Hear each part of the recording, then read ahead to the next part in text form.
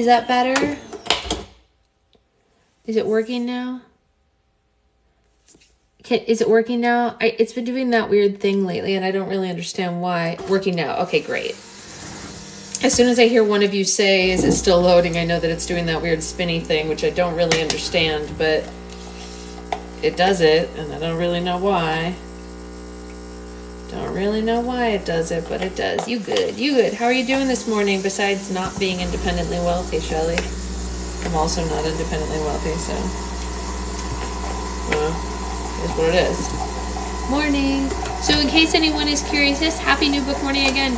All your trash. Oh no. Well, all orders placed last night are packed and already in the car, ready to go to the post office on my way to pick up stuff for the show tonight. Or today. Or, you know what I'm talking about.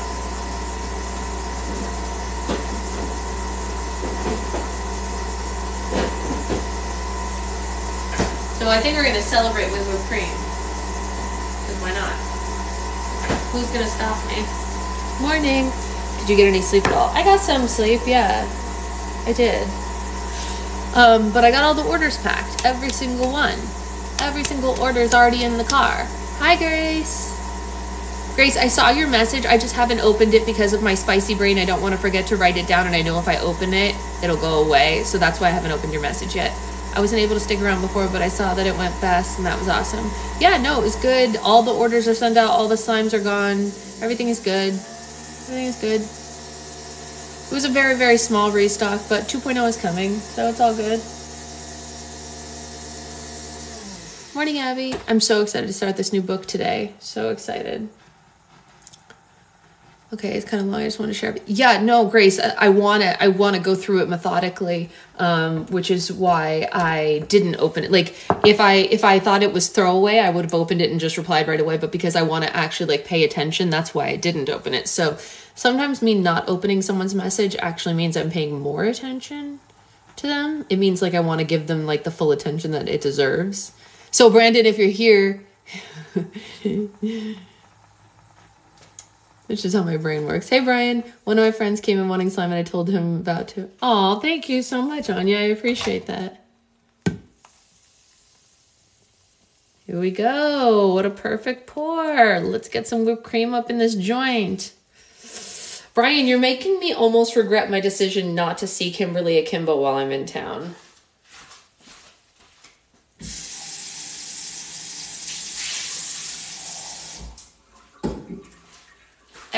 I had to choose one show. I only have time for one show when I'm in town, and we went with Shucked. But now Brian is making me think that that I should have, hey Renee, chosen Kimberly Akimbo. I don't know.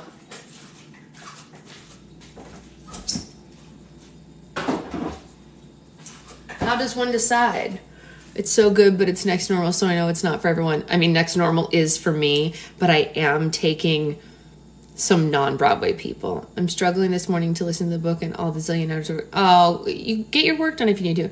Wait, is morning there and night here? Yeah, you know, time zones, man. They're wild. Good morning, good night. Next normal is in my top 5. He's been going through a lot. I was like, maybe slime will be my friend. Yes, slime will be your friend. Always. Always, always, always. Slime will always be your friend. This is my celebratory I packed all the orders latte.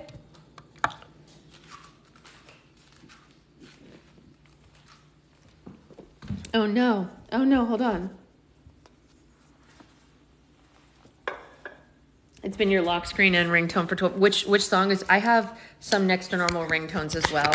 Not that I use ringtones anymore, but I do have them. I was time to see if I can focus. Fair enough. Go you. So glad you were able to get it all done today. Oh God, Amanda, same. I'm alive. Nice. Nice. I'm alive. I'm alive. I'm so alive. Anybody want to enjoy, like I am, the fact that my bookmark matches the book this time? Look at that. How cool are we? We have a bookmark. This book is longer than the last one. This is going to take us a while. Maybe we're going to take it to Europe with us. I don't know. See how long it takes us to get through this. What's going on with my hair, do you think? Reptar cereal. Seriously, Shelley. It is a thick book. Renee, maybe you can make us all book club bookmarks or something. I don't know. Since Zoe, mine, when does Ryan visit? This week. I'm going to see Ryan on the 2nd. It's an easy read based on part of the, yeah, no, they are easy reads, Liz. It's just, time. Yes, I see Ryan on the 2nd. So all of this is going to go away. All of it is going to go away. I don't need to replace the tassel on this one. She and I are happy together. I actually, what's weird about some stuff like that? Sometimes, I like the memory of what happened. As long as it's not something that's, an expensive item that needs to be fixed, I'm leave it, because it's kind of funny to know the story behind it. Is that weird that I do that? And then I'm okay, I have another one that has a tassel. This one will always be tassel-less because Zoe said so. But I still use it. It's not like I don't love it. It's a well-loved bookmark. This bookmark has been used since she sent it. Well-loved. You see it all the time. Almost as well-loved as the cups. Not quite. Not quite as well-loved as the cups. I burned my tongue on dinner last night, and it still hurts, so I can't really taste this coffee super much, which sucks. It's true, Rosie. She is a damaged creature.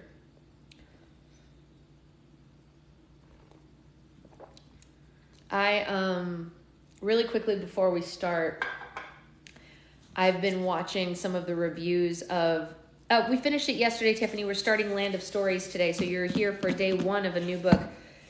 I've been hearing really, really, really harsh things about The Little Mermaid. And the one review that I'm taking the most seriously, do any of you follow Savvy on here? She's a big creator with about 1 million followers. She's a woman of color, which is why I'm, hey James, which is part of why I'm taking her review the most seriously, because she is a woman pretty much exactly my age, who is a woman of color, who has a lot of the same interests that I have, and all of that stuff. Oh my gosh, so fluffy, I'm gonna die, Becca. She has a lot of the same interests, a lot of the same opinions, and then she also happens to be a woman of color. So that's the difference between us. And she also lives in the South, but that's neither here nor there. And she kind of tore it to shreds, you guys. Tore it to shreds. So yeah, I might not be going to see it. Yeah. If some white dude had, oh, is she 25? Yes, Moana, I'm 25. If some white dude had, yeah, Carly, had said all of those things about it, I would be he's just mad that the mermaid's black or something like that. But for a black woman to be saying that, hey, Julia, means that, yeah, Little Mermaid, Shelley. I've been worried all along, and so maybe she's just amplifying my fears. I played the trailer for my son, and he said, oh, scary. I don't like that. Aw, it's too scary. Zoe really loves the trailer, actually. My husband got me tickets for my birthday, and now I'm sad about it. Same, Carly. My husband, I don't have a husband, nor do I have tickets, but I'm sad about it, too. Yeah. So I don't know. I don't know if I'm going to be going to see it. I might have to skip this one. I don't go to a lot of movies. This would have been my one for the year, pretty much. I see about one movie per year and a half. Seeing it might get in the way of my opinion of it is the line from the play. I mean, true, James, you're not wrong, but did you watch Savvy's review, James? I like my own personal opinions. I tend to like a lot of stuff people don't. Her opinion is, I'm very ready for the Barbie movie. Oh yeah, that's definitely on the list. I'm definitely seeing, I already have a group of people I'm going to the Barbie movie with, so that is a for sure yes. Her opinion is valid. Yeah, I can't wait till it's on Disney Plus. Yeah, exactly. Because I think I know who you're talking about, and aren't they a black conservative? I would say they're a black, not conservative, but middle of the road. Not conservative, but middle. but like the things she was talking about had nothing to do with political views. She was saying like it's washed out a lot of the joy and love of the movie, and it's not colorful or interesting anymore. It's like muted tones and things like that, and that is I definitely haven't been rooting against it, but I've definitely been apprehensive about it, Brian. The changes in Poor Unfortunate Souls definitely bother me. She brings up a valid point about Lynn's music not matching Howard's music. That's also very valid, you know? Get your grubby hands away from my movie is more like it. I feel like a lot of the live actions do that anyway, and they aren't as fun. Right, Renee, that's what Secret Boyfriend said, actually. Like from an artist perspective. Yeah. And the addition of new songs that don't match the original songs, she said both sides of the songs are good. They don't match. They don't sound like they're from the same property, which, you know, isn't great. I don't think they needed new songs. I think they could have just used what they had from the musical and called it a day. I don't know. So is New York, New York. Is that the problem there as well? See, that's the thing. That's what I'm saying. None of the things she was saying had anything to do with the like political controversies. They were all very legitimate artistic concerns. And that's my fear. I've never worried or been bothered before because like, you know, Lion King, I was like, oh, it's Lion King, whatever, blah, blah, blah. Has to be better than the Broadway show. I don't know. I didn't hate the Broadway show. This isn't a remake, though, correct? It's marketed as an adaptation. It's the live action version is what they call it. So kind of neither, Amanda. It's neither an adaptation nor a remake, I guess. I don't know how you would categorize that. Maybe Brian knows from a business perspective more than we do. Just The Little Mermaid is my heart. It's my everything, right? So I'm concerned. I did see the musical, and I did like the musical. I went more than twice. I don't remember how many times, 3 or 4 times. But the musical didn't bother me. Yeah, Brian, How dare you? How dare you? Brian's out here firing shots because I don't like Liz Estrada Jones. I totally get your point of view. It was my first movie ever and I'm nervous. Same. It's Rent the Movie versus Rent the OBC. I don't know about that. I just scored Yeah, the score is stunning. The score is stunning.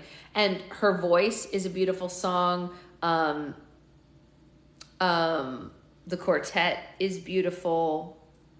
You have every right to not like Liz Estrada Jones. I know. James is the one who went with me to Liz Estrada Jones all those years ago. This dude right here. Brian likes Liz Estrada Jones, James. My friend Brian, who's in here.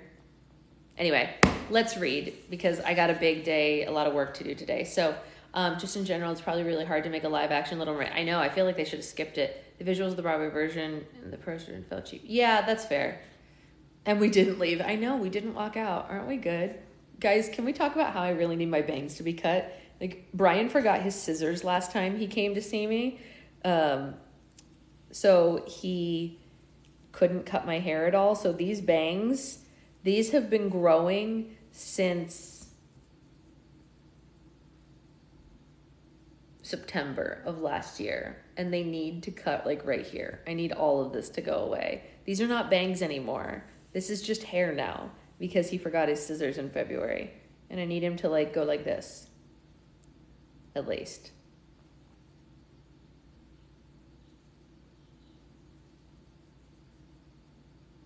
Like we need to be like here with bangs.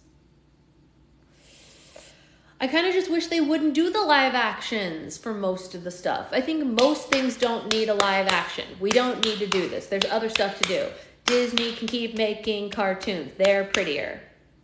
People suck. Cartoons are good. That's my soapbox. We don't need live action. They could have just painted the mermaid a person of color in a cartoon. I have no problem with her being any color they want to make her. They can make her Yeah, yeah, but we can have more Polynesian stories. It doesn't have to be live action, right? Like, it doesn't have to be that story in live action. They can do a different story. That's what I'm saying. Make a different live action story. Don't take what we already love. Give the representation. Their brain extensions. Right, Brian. I'd rather have the books. Anyway, speaking of books, let's read. Okay, so for anyone who wasn't here when we read the original Land of Stories, this is book 2. The OG Land of Stories was such a surprise, so phenomenal, so wonderful. I ran right out to purchase the second one because it's one of my most loved books of probably the last year and a half or 2 years at least. Absolutely adore it. Don't know what's going to happen in book 2, but let's read the back of it. It says, the evil enchantress who cursed Sleeping Beauty is back with a vengeance. Can Alex and Connor Bailey save the fairy tale world from its greatest threat that it's ever faced? I don't know if it can. We're going to find out. It's still Alex and Connor. So that's good because we love them. We love Alex and Connor. Hopefully I can remember their voices. Here's the map in case anyone missed the map before. This is our map. And let's just do this because I'm excited.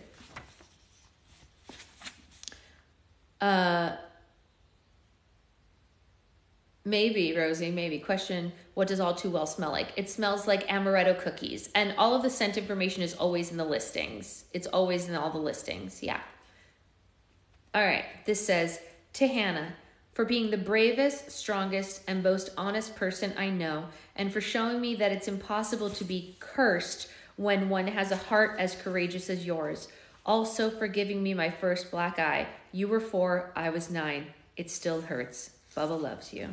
Oh. It says TBD. Oh, I'm sorry about that, Sammy. That needs to be updated. It's amaretto cookies. It's amaretto cookies. The world will not be destroyed by those who do evil, but by those who watch them without doing anything. Albert Einstein. Ooh. Ooh. Ooh. Scary. Prologue. The Rise and the Return. The East was in a period of great celebration. Daily parades marched through the village streets. Every home and shop was decorated in colorful banners and wreaths, and handfuls of flower petals were thrown and floated through the air. Each citizen smiled, proud of what they had recently accomplished. It had taken over a decade for the Sleeping Kingdom to fully recover from the horrific sleeping curse of the past. But at last, it had restored itself to the prosperous nation that it had been before. The people of the East charged into the future, reclaiming their home as the Eastern Kingdom. A week's worth of celebrations concluded in the great hall of Queen Sleeping Beauty's castle. It was so crowded, the entire kingdom seemed to be there. Many had to stand or sit on windowsills. The queen herself, her husband, King Chase, and their royal advisor sat at a high table overlooking the festivities. A small performance was taking place in the center of the hall. Thespians reenacted Sleeping Beauty's christening, portraying the fairies who had blessed her and the evil enchantress who had cursed her to die after pricking her finger on the spindle of a spinning wheel. Luckily, another fairy reformed the curse, so when the princess eventually pricked her finger, she and the entire kingdom simply went to sleep. They slept for 100 years, and the performers took great delight in recreating the moment that King Chase kissed and awoke them all. I think it's time we dispose of our little gifts from the queen, a woman shouted from the back of the hall. She stood up on a table and cheerfully gestured to her wrist. Everyone in the kingdom wore flexible bands around their wrists made from tree sap. In the years prior, Queen Sleeping Beauty had instructed them to snap their wrists with them whenever they felt unnecessary fatigue. The bands helped the citizens stay awake, fighting off the lingering effects of the curse. Fortunately, the bands weren't needed anymore. Everyone in the great hall ripped them off their wrists and threw them happily in the air. Your Majesty, won't you tell us again where you learned a trick like that? A man asked the queen about the bands. You'll think strangely of me when I tell you, Sleeping Beauty said. It was from a child. He and his sister were visiting the castle a year ago. He said he had used a band to keep himself awake in school and suggests the kingdom try it. Remarkable, the man said and laughed with her. Fascinating, isn't it? I believe the most extraordinary ideas come from children, the queen said. If only we could all be so perceptive, we would find the simplest solutions to the greatest problems are right under our noses. Sleeping Beauty lightly tapped the side of her glass with a spoon. She stood and addressed the eager people. My friends, Sleeping Beauty said, raising her glass, today marks a very special day in our history and an even better day for our future. As of this morning, our kingdom's trading deals, crop productions, and overall consciousness have not only been restored, but improved since the sleeping curse was cast upon this land. Her people cheered so loudly that the castle shook with joy. Sleeping Beauty looked to her side and shared a warm smile with her husband. We should not forget the horrible curse of the past, but when we look back upon the dark time, let us remember how we triumphed over it, Sleeping Beauty continued. Small tears formed in her eyes. Let it be a warning to all who try to interact with our prosperity. The Eastern Kingdom is here to stay and stands united against any force of evil that gets in our way. The approving uproar was so loud that it actually knocked a man off the windowsill that he sat on. I have never been prouder to be among you than tonight. Here's to you, the jubilant queen said, and the room joined her in sipping from their glasses. All hail Queen Beauty, a man in the middle of the hall shouted. All hail the queen, the rest cheered with him. All hail the queen, all hail the queen. Sleeping Beauty waved at them graciously and took a seat. The festivities continued into the night, but just before midnight, the queen was overcome by a strange sensation, a feeling that she hadn't felt in years. Well, isn't that bizarre? The queen said to herself, looking off into the distance with a smirk.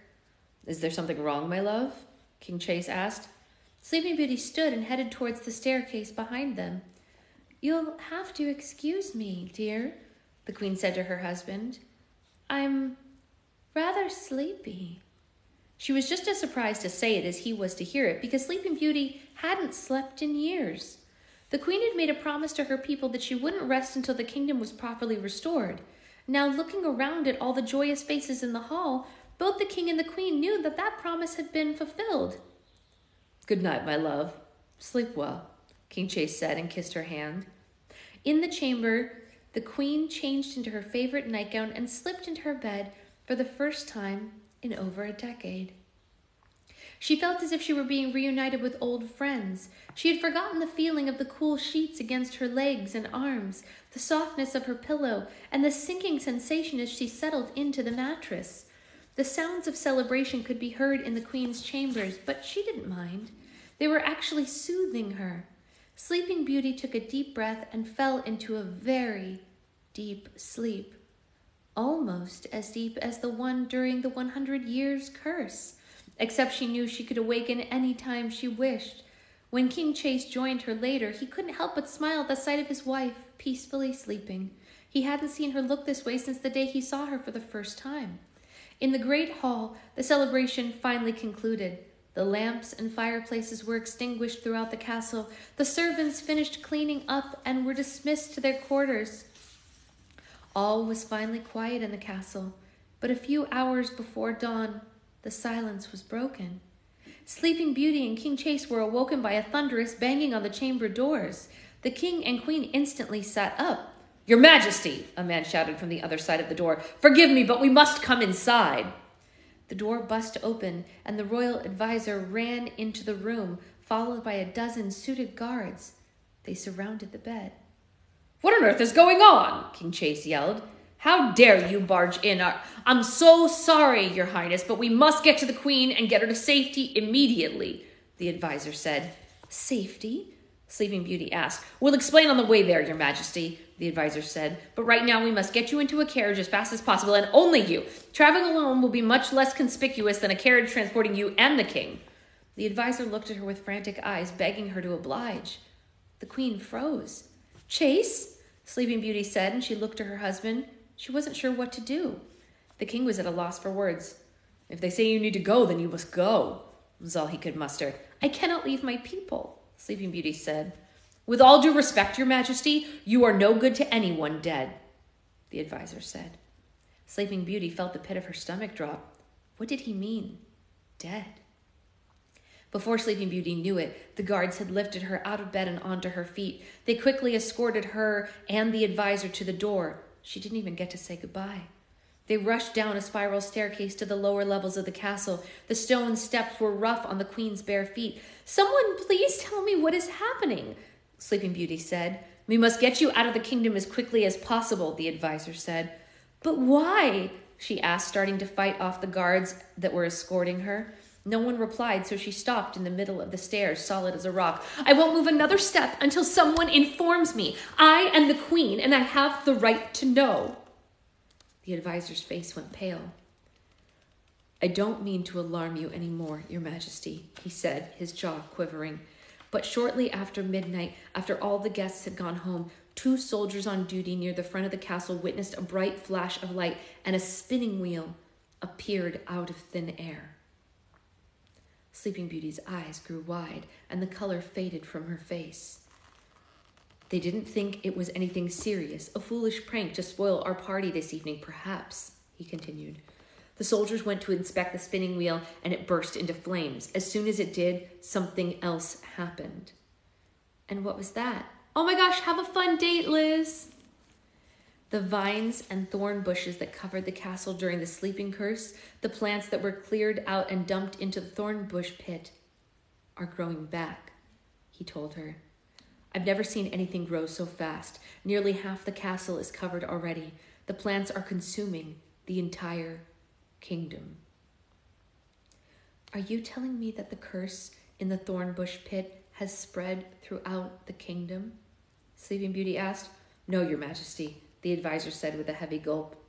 That was just an old witch's curse. This is dark magic. Very powerful dark magic. The kind our kingdom has only been exposed to once before. No, Sleeping Beauty gasped and covered her mouth. You don't mean... Yes, I'm afraid so, the advisor said. Now please cooperate with us. We must get you out of the kingdom as quickly as possible.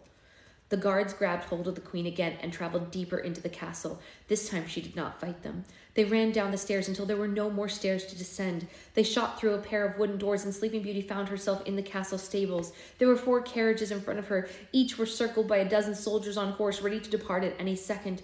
3 of the carriages were bright and golden, of the queen's personal collection, but she was escorted to the 4th, a small, dull, and unassuming one. The soldiers surrounding this carriage weren't dressed in armor like the others, but they were disguised as farmers and townspeople. The guards lifted the queen inside it. There was barely enough room for her to sit.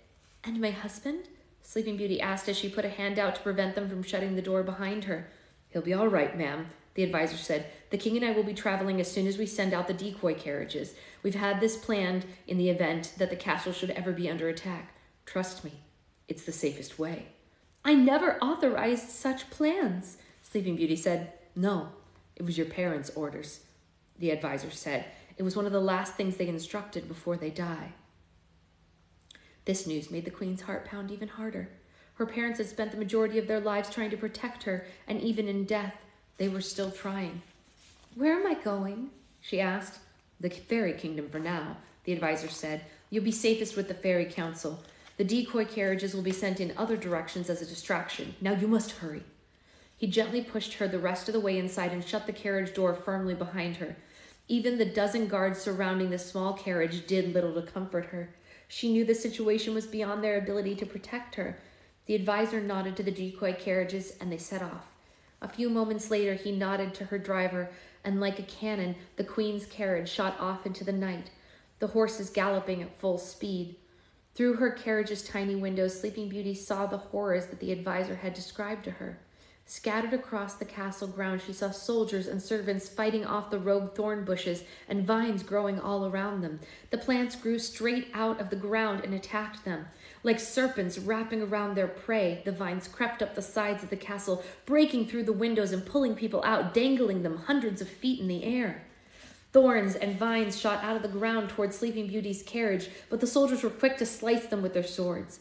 Queen Sleeping Beauty had never felt so helpless in her life. She saw the villagers, some within reach of her carriage, fall victim to the leafy monsters. There was nothing she could do to help them. All she could do was watch and hope that she could find help once she reached the fairy kingdom. The guilt of leaving her husband in the kingdom behind weighed heavily on her, but the advisor was right. She'd be no good to anyone dead.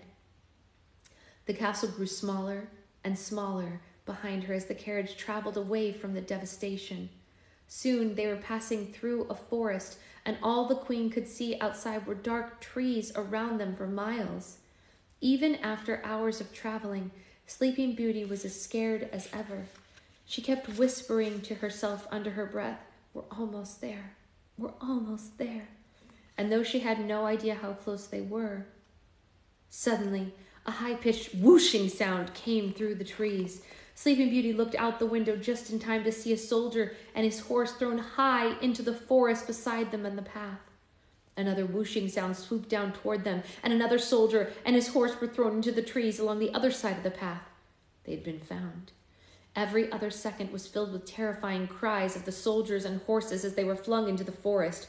Whatever was out there, it was picking them off one by one.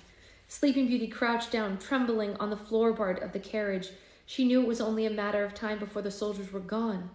One final swoop took the remaining horses and soldiers with it. Their cries echoed into the night. The carriage crashed to the ground, falling on its side and skidding across the ground until coming to a stop. Everything was quiet in the forest now. There wasn't a sound of whooshing soldiers or horses to be heard. The queen was alone. Sleeping Beauty crawled through the carriage door and carefully made her way down onto the ground. She was limping and clutched her left wrist, but was so frightened that she barely felt her injuries. Was the attack over? Could she safely call for help or search for survivors? Surely, if whatever was out there wanted her dead, she would have been killed by now. Sleeping Beauty was just about to call for help when a blinding flash of violet light filled the forest. The queen screamed and fell to the ground, covering her face, but the flash lasted only a second. She smelled smoke and got to her feet and looked around. The entire forest was ablaze. Every tree had been turned into a spinning wheel. There was no denying it now. The kingdom's greatest fear had come true. The Enchantress, Sleeping Beauty whispered to herself. She's back. Dun dun dun. Woo! That was really something, huh? What a prologue. What a prologue. Morning, Stephanie.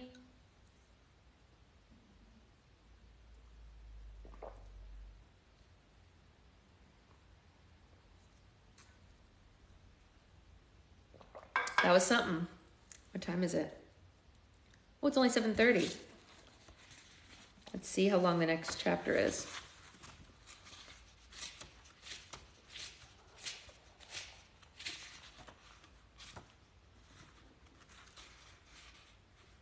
It's about 14 pages long.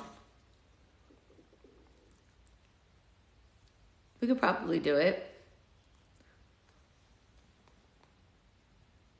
I think this has become my favorite series. Yeah, I love this series. It's definitely great. No, it's not horrid at all. 14 pages isn't so bad. Is tonight Catherine's dinner? Tomorrow night, Becca. Tomorrow night. Because my mom isn't in town until tomorrow.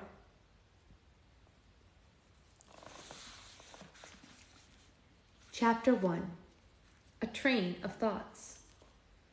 The subtle jerk of the train rocked Alex Bailey awake. She looked at the empty seats around her while she remembered where she was. A long sigh came out of the 13-year-old girl, and she nearly fixed a strand of strawberry blonde hair that escaped her headband. Not again, she whispered to herself. Alex hated dozing off in public places. She was a very smart and serious young woman and never wanted to give the wrong impression. Luckily for her, she was one of only a few people on the 5 o'clock train back into town, so her secret was safe. Alex was an exceptionally bright student and had always been. In fact, she was so advanced that she was part of an honors program that allowed her to take additional classes at the community college in the next town. Since she was too young to drive and her mother worked the majority of the day at the children's hospital, every Thursday after school, Alex would ride her bike to the train station and travel the short distance into the next town for her classes. It was a questionable trip for a young girl to make by herself, and her mother had reservations at first, but she knew Alex could handle it. This short journey was nothing compared to the things that Alex had experienced in the past. Alex loved being a part of the honors program, and for the first time she was able to learn about art and history and other languages in an environment where everyone wanted to be there. When her professors asked questions, Alex was one of the many people to raise her hand with an answer. Another perk of the train ride was downtime Alex got to herself. She would gaze out the window and let her thoughts wander for a while the train traveled. It was the most relaxing part of her day, and many times she'd find herself drifting off to sleep, but only on rare occasions like today would she accidentally drift off completely. Normally, she would wake feeling embarrassed, but this time, Alex's embarrassment was laced with annoyance. She had just been having a disheartening dream, a dream that she had had many times in the last year. She dreamed that she was running barefoot in a beautiful forest with her twin brother, Connor. "I'll race you to the cottage," Connor said with a huge smile. His sister shared his looks, but thanks to a recent growth spurt, he was now a few inches taller than her. "You're on," Alex said with a laugh, and the race began. They chased each other through the trees and over grassy fields without a care in the world. There were no trolls or wolves or evil queens for them to worry about because wherever Alex and Connor were, they knew they were safe. Eventually, a small cottage came into view. The twins bolted toward it, pulling all their energy into one final sprint. "I win," Alex declared with both of her palms open, touching the front door a millisecond before her brother's. "Not fair," Connor said. "My feet are flatter than yours." Alex giggled and tried opening the door, but it was locked. She knocked, but no one answered. "That's funny," Alex said. "Grandma knew we were coming to visit. I wonder why she locked the door." She and her brother peered into the window. They could see their grandmother inside, sitting in a rocking chair near the fireplace. She seemed sad and slowly rocked back and forth. "Grandma, we're here," Alex said cheerfully and tapped on the window. "Open the door." Her grandmother didn't move. "Grandma," Alex said, tapping on the window harder. "It's us. We want to visit you." Her grandma raised her head slightly, looked up at them through the window, but remained seated.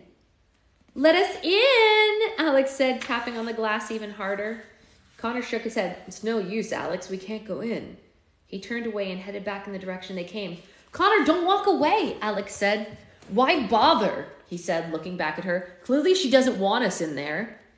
Alex began banging on the window as hard as possible without breaking it. "Grandma, please let us in. We want to come inside, please."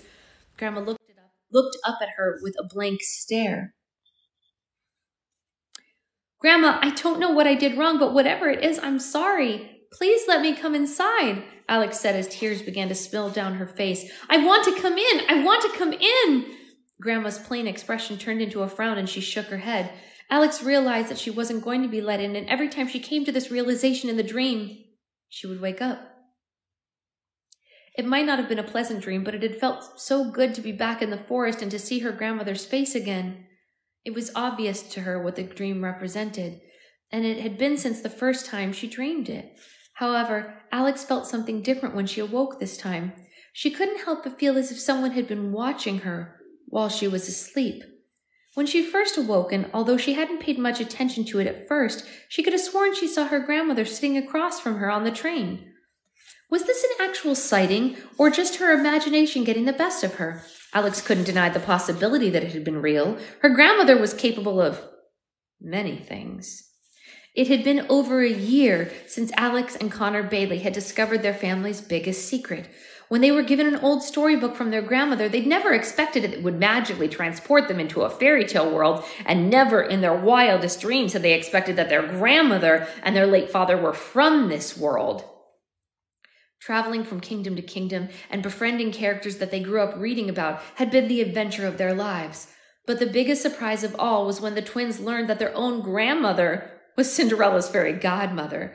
Their grandmother eventually found them and took them back home to their anxious mother. I had to tell the school that you both had the chicken pox, Charlotte, the twins' mother said. I had to come up with a good excuse for why you had been gone for 2 weeks and thought traveling in another dimension would probably raise some eyebrows. Chicken pox? Connor said. Mom, you couldn't come up with anything cooler, like a spider bite or food poisoning? Did you know we were there the whole time? Alex asked. It wasn't difficult to figure out, Charlotte said. When I got home from work and I went into your room, I found the land of storybooks on the floor, and it was still glowing. She looked over at the large emerald storybook held tightly in Grandma's hands. Were you worried? Connor asked. Of course, Charlotte said. Not necessarily for your safety, but for your sanity. I was worried that the experience would overwhelm and frighten you, so I called your grandmother immediately. Luckily, she was still in this world, traveling with her friends. But after the second week of not knowing where you were, well, let's just say that I pray I never have to experience that again. So you knew about everything? Alex asked. Yes, Charlotte said. Your dad was going to tell you eventually. He just never got the chance. How did you find out? Connor asked. When did Dad tell you? And did you believe him at first? Charlotte smiled at the memory. From the minute I saw your father, I knew there was something different about him, she said. I had just started my first week of nursing at the children's hospital when I saw your grandmother and her group of friends come to read stories to the patients. But I was completely smitten by the handsome man who was with them. He was so peculiar. He stared around in amazement at everything. I thought he was going to faint when he saw the television. That was John's first trip into this world, Grandma said with a smile. He asked me to give him a tour of the hospital, and I did, Charlotte continued. He was so fascinated to learn about it, the surgeries we performed, the medicine that we used, the patients that we treated. He asked if we could meet again later when I was done working so I could tell him more. We ended up dating for 2 months and we fell in love. But then, strangely, he disappeared without warning, and I didn't see him again for 3 whole years. The twins looked to their grandmother, knowing a bit of the story already. I made him go back to the fairy tale world with me and forbid him to return, Grandma said, slumped a tad. I had my reasons, you know, but I was very wrong. And that's when he discovered the wishing spell and started to collect items like us so he could find his way back to you, Alex said excitedly. And it really didn't take him that long. It seemed like it because we hadn't been born yet, and there was still a time difference between the worlds, Connor added. Charlotte and Grandma both nodded. I eventually saw him again at the hospital. He looked so frail and dirty, like he'd been to war and back. He looked at me and said, You have no idea what I went through to get back to you. We were married a month later and became parents the year after that. So to answer your question, no. It wasn't hard to accept that your dad was from another world, because somehow I had known all along. Alex reached into her bag and pulled out a journal that their father had while he was collecting wishing spell items, the same journal that they followed while collecting those items themselves. Here, Mom, Alex said. Now you can know exactly how much Dad loved you. Charlotte looked down at the journal, almost afraid to take it. She flipped it open and her eyes watered when she saw her late husband's handwriting. Thank you, sweetheart. Just to let you know, Connor said, me and Alex did all the same stuff. We're pretty great ourselves. Just keep that in mind if you're ever feeling inspired to, give us an allowance in the future. Charlotte playfully glared at her son. They knew she couldn't afford to give them allowances. Since their dad had died, she'd had a hard time supporting the family and paying off debts from his funeral. But that got Alex thinking. With all the connections their family had in the fairy tale world, why exactly had their lives been so tough this last year? Mom, Alex said, why have we been struggling so much when all this time Grandma could have just waved her wand and made everything better for us? Connor looked up at his mother, thinking the same question. Their grandmother was quiet. It wasn't her place to say. Because your father didn't want that, Charlotte said. Because your father loved this world so much. It's where we met, it's where we had you two, and it's where he wanted to raise you. He had come from a world of kings and queens and magic, a world of entitlement and undeserved luxury that he thought would ruin people's character. He wanted you guys to grow up in a place that you couldn't get anything you wanted unless you worked hard enough for it. And although there have been times that a little magic would have gone a long way, I tried to respect that. Alex and Connor looked at each other. Maybe their dad was right. Could they have managed what they had done in the last few weeks if they hadn't been raised that way? Could they have collected all the wishing spell items or stood up to the evil queen if he hadn't taught them how to believe in themselves? So what happens now? Connor asked. What do you mean, Connor? Grandma said. Well, clearly our lives are going to be totally different now, right? He said with a twinkle in his eye. I mean, after 2 weeks of barely surviving encounters with trolls, wolves, goblins, witches, and evil queens, we can't be expected to go back to school again. We're mentally distraught, right, Alex? Charlotte and Grandma looked at each other and then burst out laughing. So I'm guessing that means that we still have to go to school, Connor asked, the twinkle in his eye fading away. Nice try, Charlotte said. Every family has its issues, but that doesn't mean that you get to drop out of school because of it. Thank goodness, Alex said with a sigh. I was afraid that he was on to something for a minute. Grandma looked up at the clock. It's almost sunrise, she said. We've been talking all night and I better go now. When will we see you again? Alex asked. When can we go back to the land of stories? Alex had wanted to ask that question since the moment that they left. Grandma looked down at her feet and thought for a moment before responding. You've had an awfully big adventure, even by grown-up standards, Grandma said. Right now you need to focus on being 12 years old in this world. Be kids while you still can, children, but I'll take you back one day, I promise. It wasn't the answer that she wanted, but Alex nodded. There was one more question that she had been meaning to ask all night. Will you ever teach us magic, Grandma? Alex asked with wide eyes. I mean, since Connor and I are part fairy, it would be nice to know a thing or two. I completely forgot about that, Connor said, slapping an open palm to his forehead. Please leave me out of this. I don't want to be a fairy. I cannot stress that enough. Grandma went silent. She looked to Charlotte, who only shrugged. When the time is right, sweetheart, I would love nothing more, Grandma said. But right now, the Fairy Council and I are working some things out that are pretty time-consuming. But you don't need to worry yourselves about it. As soon as we move past it, I would love to teach you magic. Grandma hugged her children and kissed the tops of their heads. I think it might be best if I take this with me, Grandma said, referring to the Land of Stories books. We don't want history repeating itself. She headed towards the front door, but just as she reached the doorknob, she stopped and looked back at them.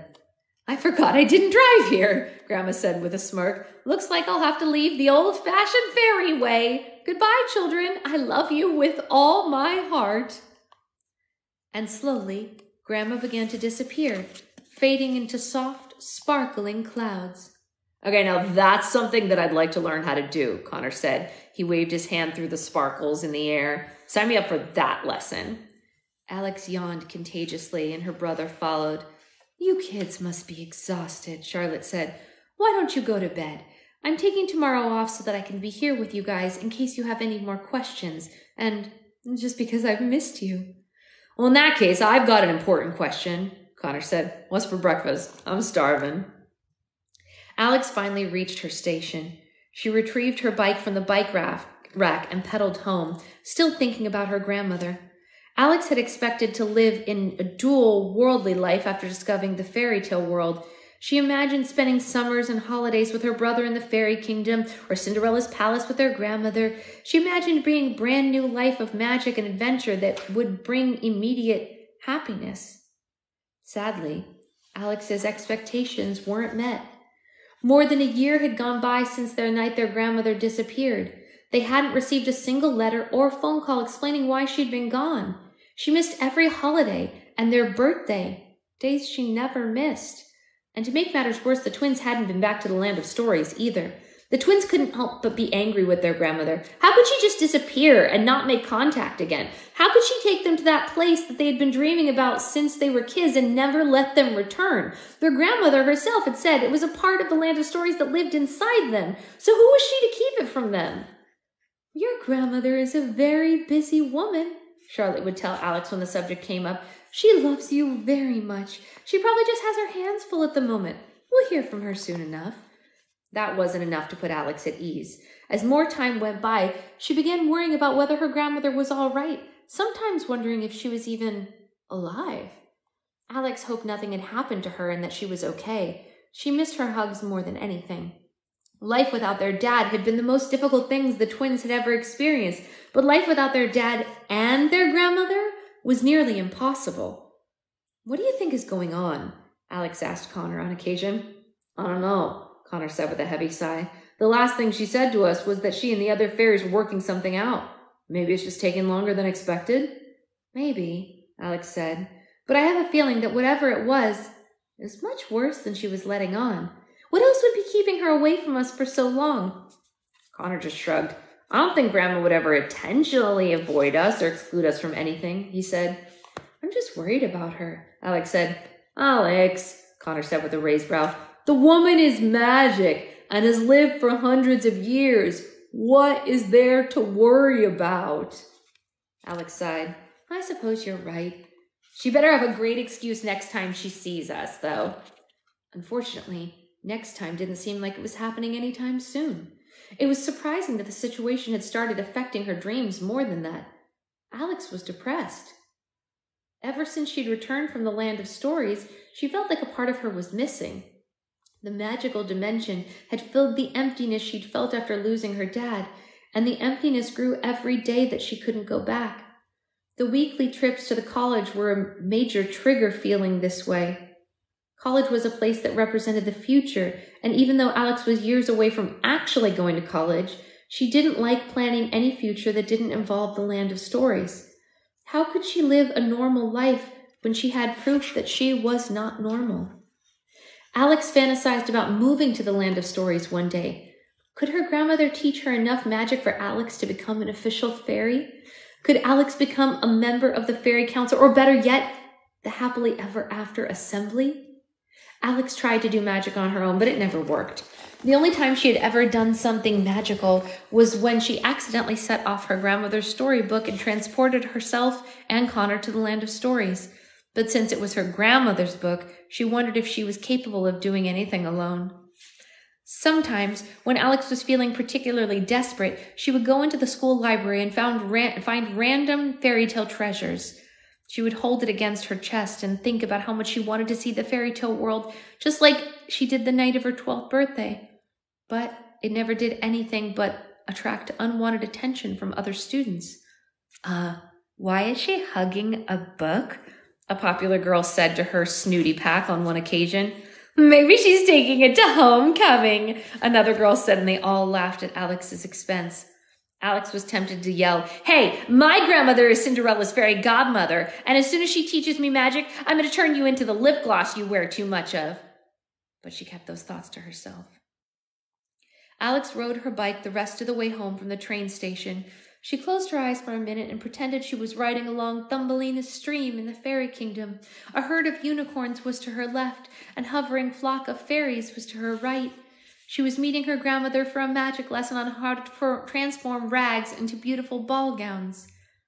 Paradise, she thought to herself. Alex opened her eyes a second before crashing hard into a set of trash cans.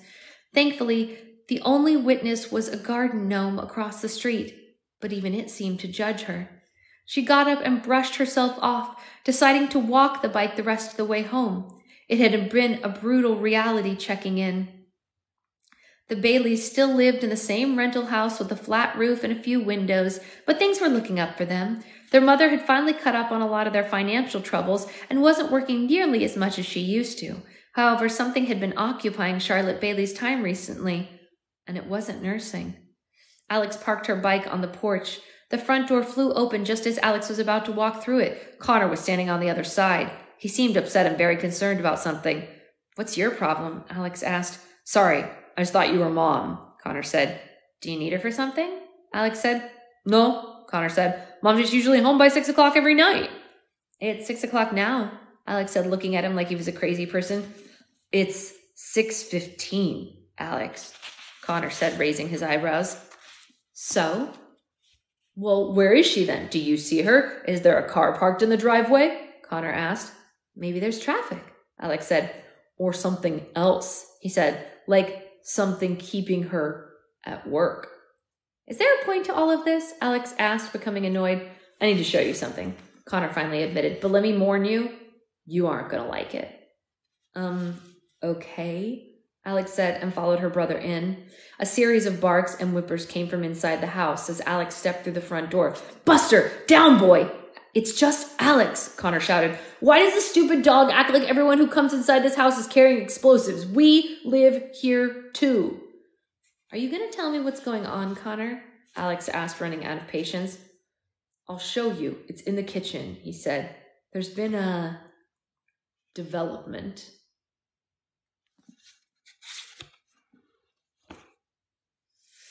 Does anyone else think their mom has a boyfriend? Why else would Connor be so bad? Ugh. This is a great book already. I love it. I love it so much. It feels, I don't know, just good. Feels just good. Like revisiting old friends. Alex is like a kindred spirit. I love her. And Connor's fun too.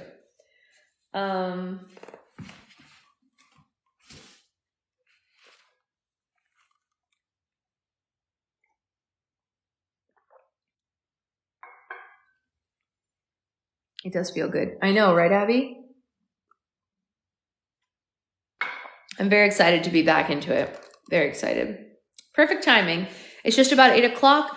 I got to go shower and get ready for the day. And then I have errands to run for this weekend's work. He has a phenomenal writing style. There might be a live tonight. It depends on how much I get done. If I do a live tonight, it might be a flower live because I have flowers to make before Wednesday.